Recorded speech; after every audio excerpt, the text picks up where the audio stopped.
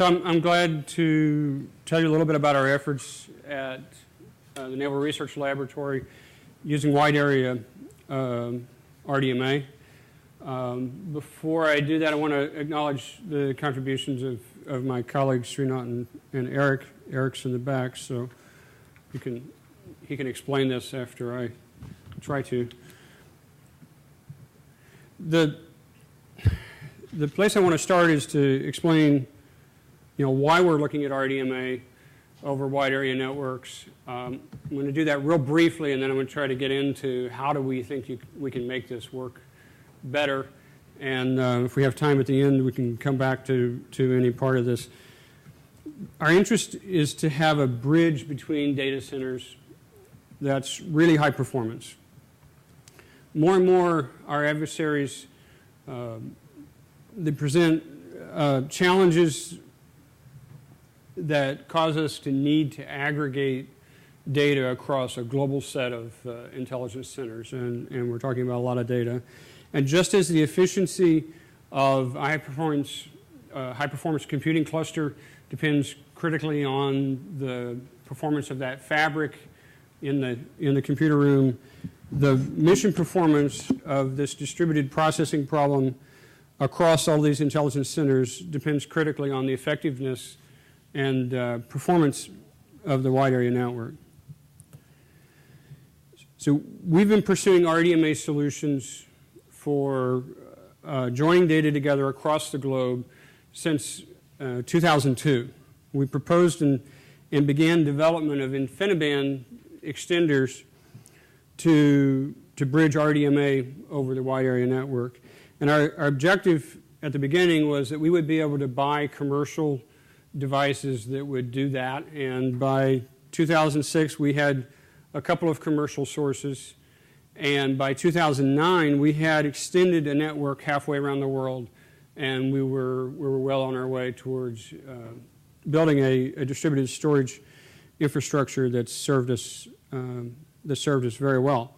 Now, we pursued that work because we saw substantial value in using RDMA as a transport layer, and because of the network layer that was present there as well. So RDMA is very efficient, and we gained from that in Infiniband and in Rocky. And for long distance, we benefit greatly from the large effective window size, the message size. And that gives us good throughput even over long distance, and where we have a large amount of data in flight, and we need to fill that time bandwidth product pipe, if you understand. So at the network layer, we likewise we benefit from the lossless nature of InfiniBand, and we get that characteristic when we extend it across the wide area as well.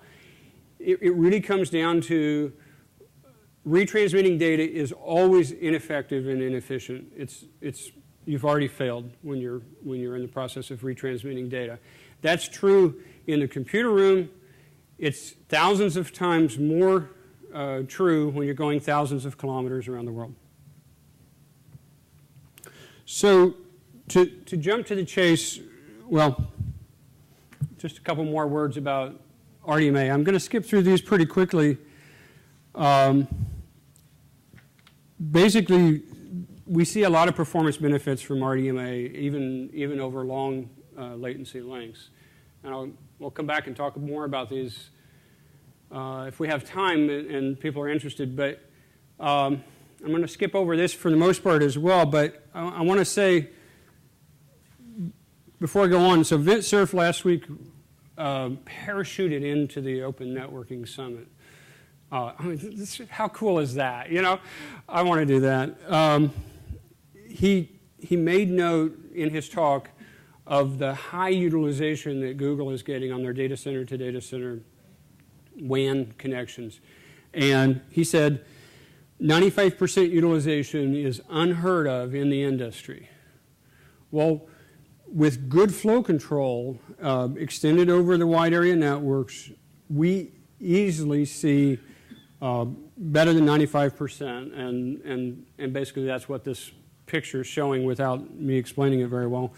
we get that kind of utilization without the sort of brittle centralized management that is there, without having tendrils into every application that's delivering data into that network. So now I want to jump in. I want to jump to where I'm really going is to talk about how do we do this good flow control for Ethernet over the wide area network. So we want to look at getting that same value proposition out of Rocky over long distance that we've been getting out of using Infiniband over distance. And I want to home in pretty quickly here on one thing, but I start by saying, so with Rocky, we're talking about a layer 2 network over the wide area. Basically, that's Rocky is going to focus me on layer 2, and there are a lot of different ways I can bridge that so that it looks to the Ethernet switches in data center 1 like he's talking directly to the Ethernet switches over here in data center 2. So if I look at, there's a lot of this just works. And there's been a lot of good work. There's been some good papers published.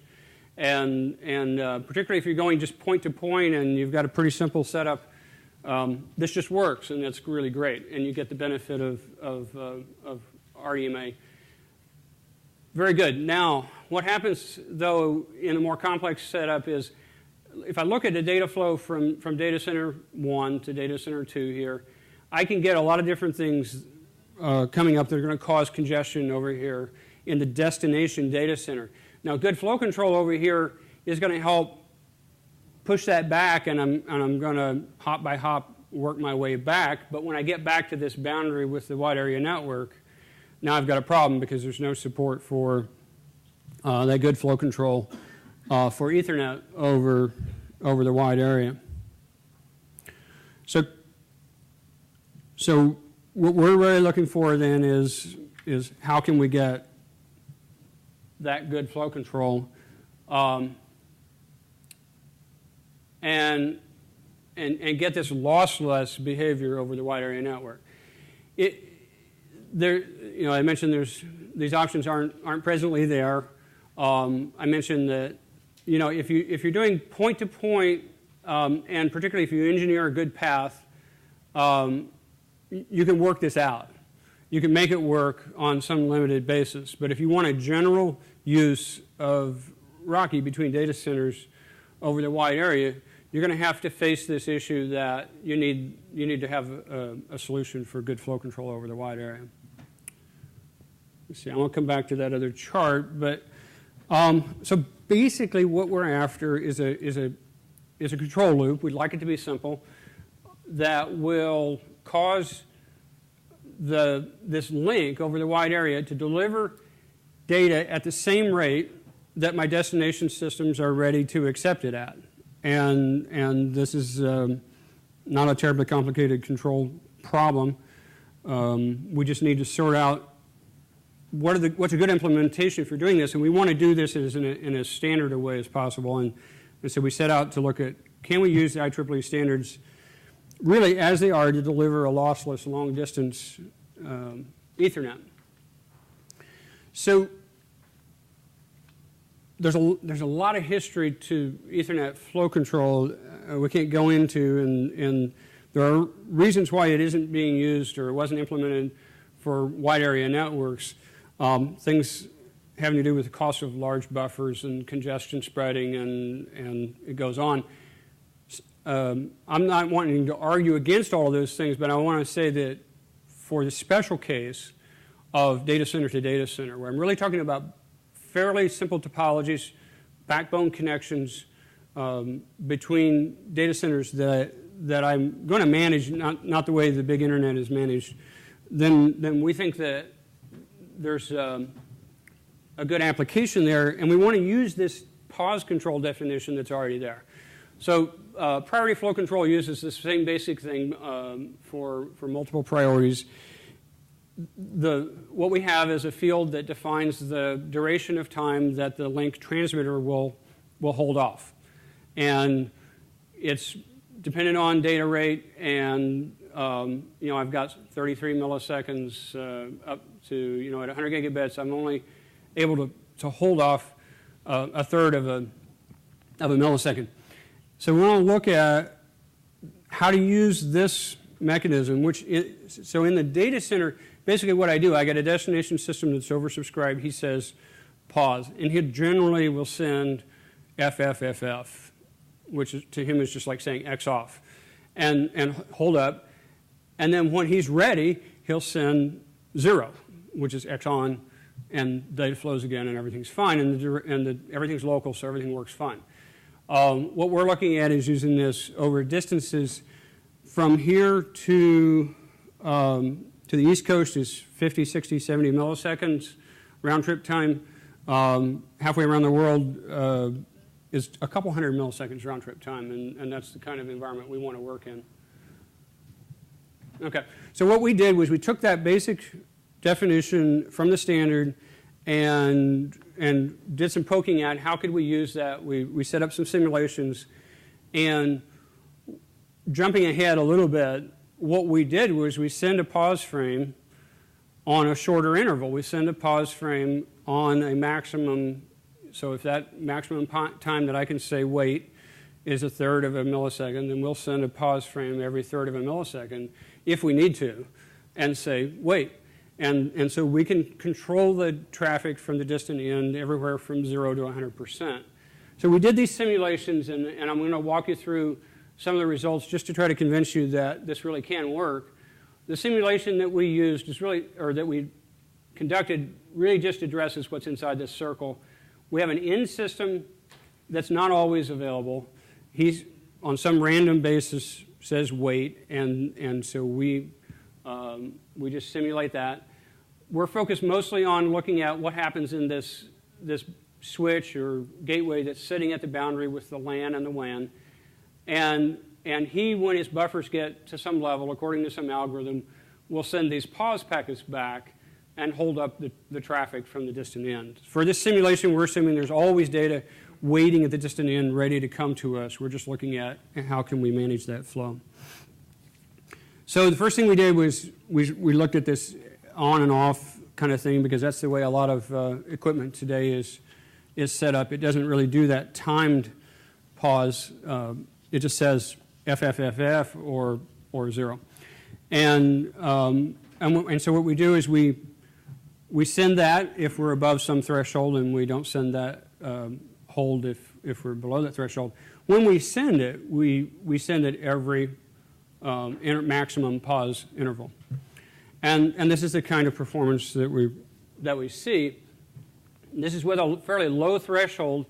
And so because my in system, my sync, my data sync on my destination is intermittently sending me pauses, then my buffer gradually fills up. When it gets above a certain threshold over here somewhere, we start sending pauses back to the source. So actually, for this whole time, I'm sending pauses back to the source.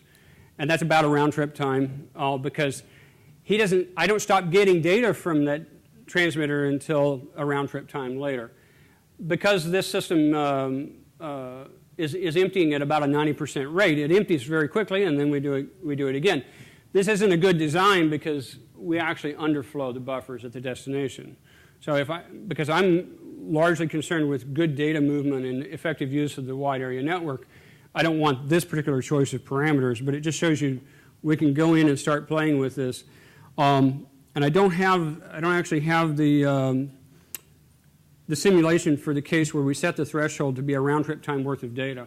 But if you set it to that level and you have another round trip time worth of overhead above that, so a couple round trip times worth of buffering, you can make that algorithm work. We went a little bit beyond that, and we looked at an algorithm where we simply said, I won't send back FFFF, I'll send back a pause that's somewhere between 0 and 64K with this ratio here. I'll take my buffer occupancy and I'll divide it by buffer height, or this could be round trip time, minus some constant, just to give me a little bit of an ability to play with how this behaves. And I'll do that anytime we're above some threshold. Now, there's no free lunch. My buffer size always has to be greater than time bandwidth product. And so we do this, and we're now sending, on every interval, we send a number between 0 and 100%, basically, and ask for that much data. And we get this kind of result. And here's my buffer occupancy. It varies because I've got a random destination acceptance of data.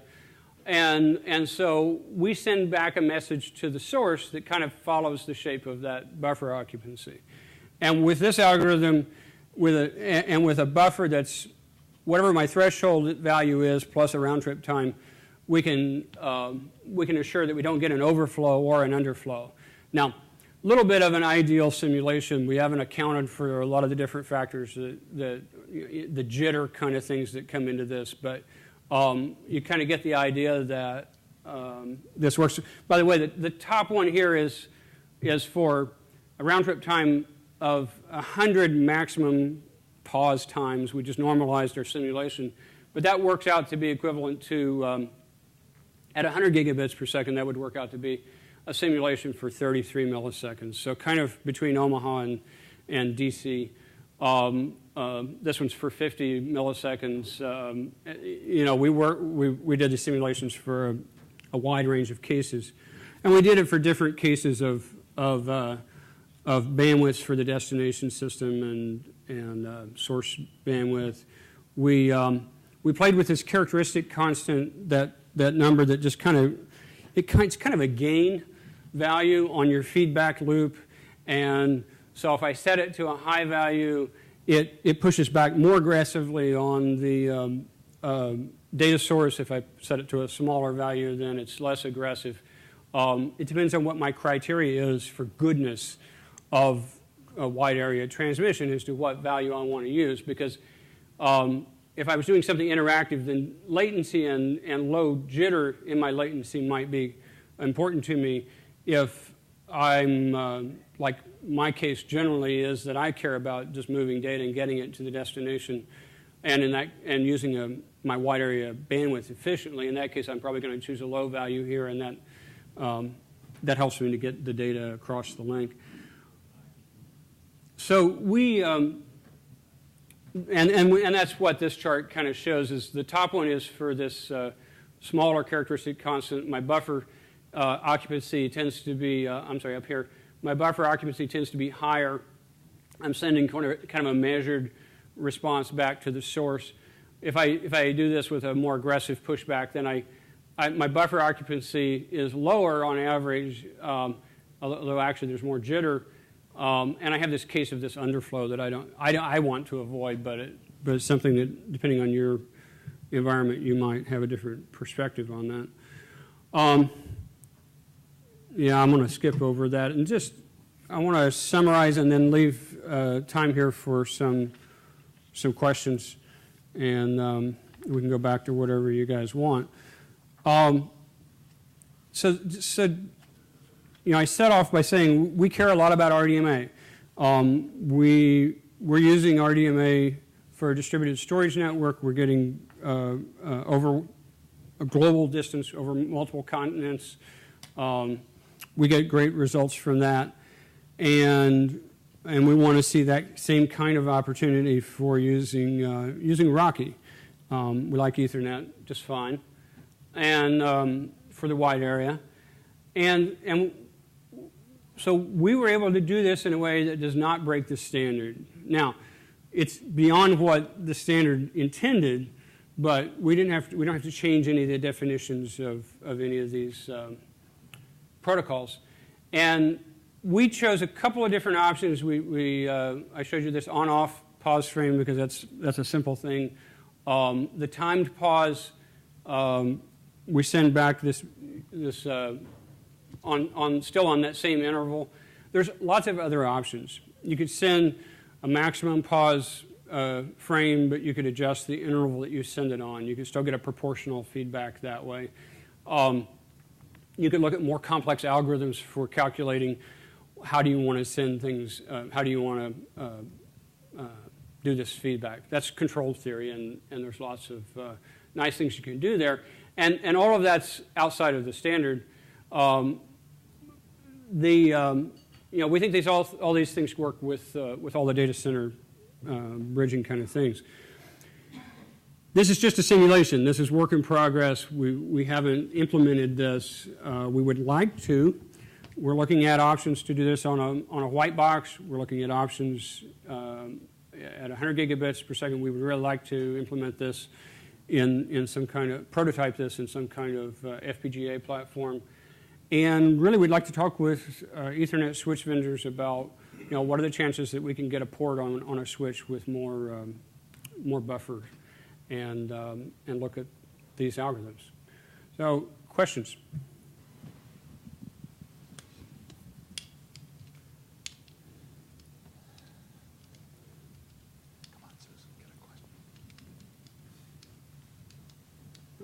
Yes?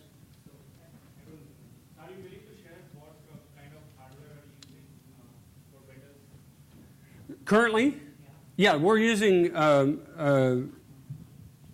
we're using all the same Infiniband switches and stuff as everybody else, but to go across the wide area, we're using equipment from Obsidian and from Bay Microsystems, both. Yes?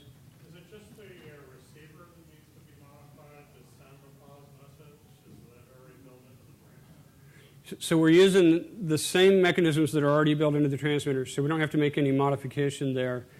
If I want to do bidirectional data flow, then I need to have the receivers on both ends able to have this extra buffer and to be able to manage that sending of the pause signal this way. But yeah, but they're somewhat separable that way.